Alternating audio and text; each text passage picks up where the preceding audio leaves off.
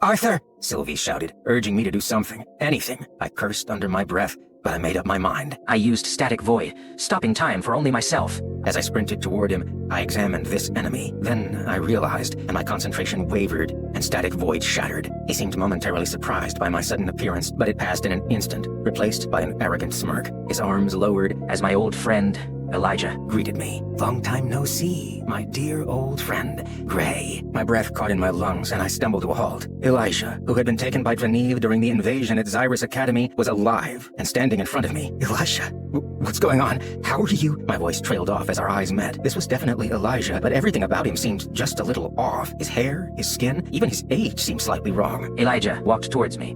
Who are you? I asked, thinking about his first words to me. Elijah sneered. You're smarter than that. I guess the years of living comfortably in this world have made you soft. The sound of crashing thunder resounded through the streets from the impact of my blow, and Elijah's body was buried into the ground. You're not Elijah, so I'm going to ask this one more time. Who the hell are you? Elijah stood back up from the hole his body had created in the ground. Black smoke was rising from Elijah's wounds, healing him. Of course he has regenerative abilities, I thought, grimacing at the pain radiating from my fractured knuckles. My frustration grew as scores of Alacrian soldiers came rushing towards us from both sides. If things progressed like this, I'd have to fight hundreds of soldiers as well as Elijah. I landed in a forward run, frost accumulating around my arm as I closed in on my opponent. You're no match for me in this world, Gray, Elijah snarled as he jumped backwards and conjured a thin layer of poison gas around him. Elijah's eyes widened in shock as I held out a hand. Ether converged around the stub of his right arm, where his hellfire was currently regenerating the lost limb. Under my influence, the black fire turned purple, and rather than heal him, it began to eat away at his flesh. Not a match, you say? I mocked, my voice ethereal to my own ears. My vision was tinged a shade of lavender as ether gathered around me. The motes of purple danced as if celebrating my ascension to the throne. I truly felt like a deity, like an asura. Ether heeded my call, molding around the blade of wind that I had shot at Elijah. Elijah, realizing that his defenses were useless, barely managed to throw himself out of the way, but not in time to get out unscathed. Elijah bit his lower lip harder, stifling a scream. He wasn't broken, though. I had to give him that. My old friend spit out a mouthful of blood and scoffed at me. I knew you'd show your true face. Whatever name and appearance you take on, you'll always be the same, Gray. My eyes narrowed, but the cool blanket of apathy diffused the loathing carried by his words. Goodbye, I said softly, raising a hand to finish the job. Arthur, dodge! Sylvie's voice suddenly screamed in my head. Black flame barely grazed my left foot, but the difference in power was evident. The intensity and speed of the conjuration was on a different level from Elijah's black flames. I shifted my gaze to my right. A slow, hungry smile spread across my face. It was the same scythe that had attacked the castle, and also the killer of Grandma Sylvia, Sylvie's mother. The scythe arrived beside Elijah, his face a mask of poised indifference. He laid a hand on the purple flame, eating away at where Elijah's arm used to be, and it was replaced by a smoldering black flame that began slowly, but visibly, regenerating Elijah's arm. Adamastera, help Tess and get her here, I ordered. My lightning-clad fists shredded through the layers of black spikes, but I kept my senses clear in case Elijah or the scythe approached. Just keep going! Sylvie sent with whatever was left of her sanity. I could feel the ground shake with every explosion of black flame and pure mana as my bond faced the scythe, but I continued to push forth until I could see the faint glow of the teleportation gate. Almost there. Hurry! Through the portal! I roared as the three of them ran past me. Tess turned back, facing me as she ran backwards towards the portal. What about you? I have my own medallion. I'll meet you back at the shelter with Sylvie. Now go! Gray! You can't do this to me! Not again! Elijah shouted from above, diving desperately toward the portal. Not after what you did to me and Cecilia! Elijah's words struck me like thunder, and I almost let him get to the portal. With ether under my command, I was able to close the distance just as he was about to fire a black spear at the gate. Wounded and tired, Elijah wasn't a match for me while I was in this state. I wrapped my ether-strengthened hand around his throat, threatening to crush his windpipe. How do you know that name? I growled. Looks like you're finally sober, he wheezed. If you weren't under the influence of that power that's killing you right now, you might have already figured it out. I squeezed harder, making him gag, then loosening my grip. Who are you? Elijah spat on my face and smiled, revealing his blood-stained teeth. I was your best friend, and you killed my fiancée right in front of me. My grip loosened, my head swam, and my entire body felt like it was submerged in tar. My heart seemed to have forgotten its rhythm. My throat tightened as if I were the one with the fist crushing my windpipe. It couldn't be, could it? Nico? The hand currently wrapped around his throat trembled uncontrollably. I squeezed harder. I didn't want him to talk, wanted to deny everything. I couldn't bear whatever it was that he was about to say.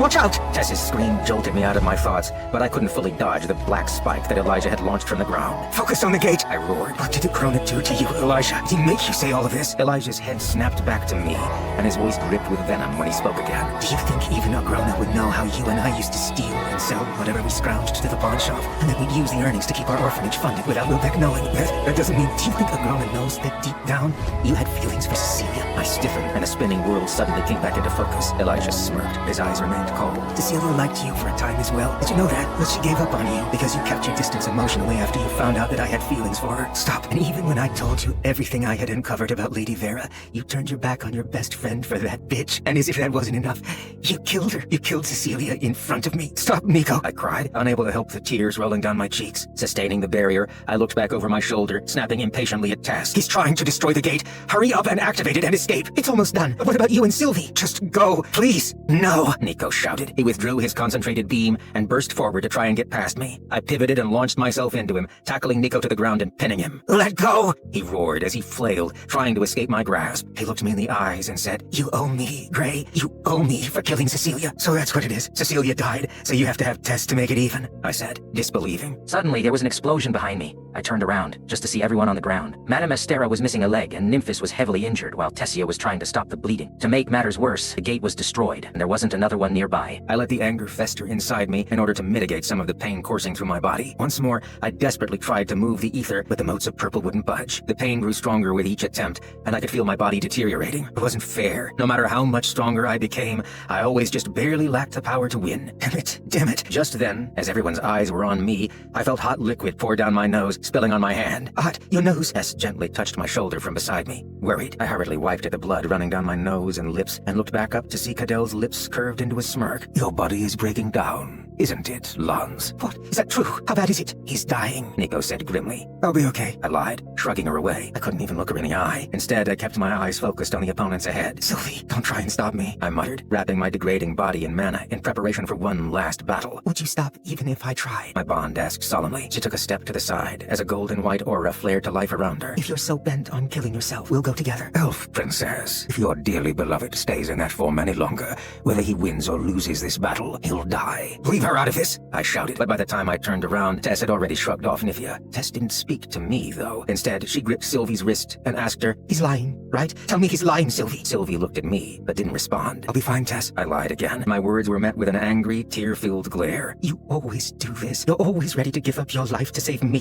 Tess, do you think I'd be grateful if you died to save me? She asked, her lips quivering. You idiot, she whispered, with her lips pressed against mine. She tore herself away from me and walked off toward Nico and the scythe. No! I stepped forward, ready to sprint after her, but Sylvie held me back, wrapping her arms around my waist. Sylvie, no, you can't do this to me. Arthur, please, she begged, her small body trembling. I don't want you to die. I watched helplessly as Tess walked away, the sound of blood pounding in my head, muting everything else. I couldn't even hear my own shouts as I begged Tess to stop, to let me fight, to let me die. I watched as Tess turned back and smiled at me before saying something. I couldn't hear it, though. Those may have been Tess's last words, and I couldn't hear them. No, I couldn't let that happen. I felt my insides churn, but I didn't know what to do. The memory of Renia drawing the etheric runes on the gate resurfaced, and the hours I spent in that ancient cave watching Sylvie meditate while influencing the ether around her, connected together instinctively in a way that my mind couldn't fathom, but my body could. Sylvie sensed the change in the air as I got to work. Arthur, what are you doing? I'm sorry, I whispered, my mouth filled with a taste of metal as I dispersed the gathered ether. I reached out with my arms, one pointed at Nifia and Madame Estera, the other at Tess, and suddenly we were in a separate space. This was different from Static Void, where I was in the same space as the rest of the world. No, I had created a separate pocket dimension and brought everyone along with me. With no time to waste, I threw the medallion that had the coordinates engraved in it. What manifested from it was a teleportation portal of my own. Into the portal, now! I shouted as I struggled to keep it stable. I restructured the size of the pocket dimension, bringing Tess instantly closer to Madame Estera and the portal. Without even the chance to get a word out, Tess was through the portal. Madame Estera looked at me for a second before jumping through the portal herself. Sylvie, it's time to go, I said, but my bond just looked at me in horror. She reached up and wiped away the tears streaming down my face, but her hand came away red with blood. My blood. Arthur, you're not going to make it, Sylvie said, and I felt her consciousness go deeper into mine. I couldn't shield my thoughts from her in my current state. My mind was an open book. The portal isn't going to stay stable for much longer, Sylv. Please, can't have you died too. Disoriented, I tried to force Sylvie into the portal, but I couldn't manipulate her the way I had done to Tess. Sylv, what are you? My eyes widened in horror as I realized what she was doing. I have to keep yourself alive while I'm gone, okay? Sylvie said, giving me a toothy grin. Sylv, no, don't do this! I screamed. Desperate, I tried to push her to the portal, but my hands went right through her. Sylvie's body had become ethereal, and she was fading as motes of lavender and gold began drifting away from her diminished form and attaching themselves to my body. I writhed in unimaginable pain at the sudden change my body was going through,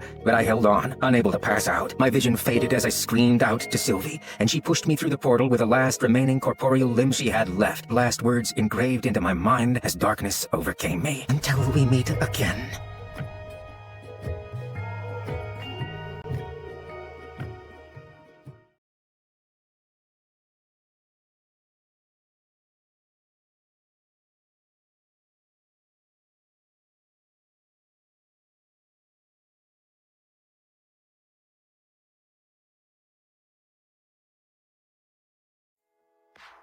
No, no. Please don't tell me I'm reincarnating again.